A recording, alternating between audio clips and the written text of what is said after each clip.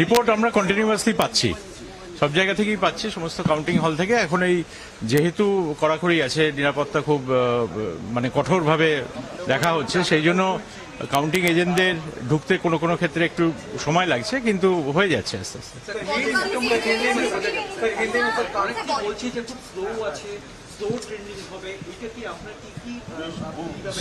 না না, slow trending হবে এটা এখন থেকে বলা যাবে না। স্লো ট্রেন্ডিং কেন হবে?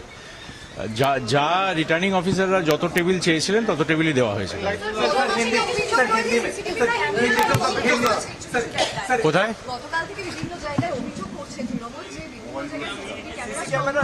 প্রতিটি অভিযোগ দেখা হয়েছে। কোনো কোনো ক্ষেত্রে ক্যামেরা হয়তো 5 মিনিট 10 মিনিটের জন্য অফ হয়েছে বিভিন্ন টেকনিক্যাল কারণে।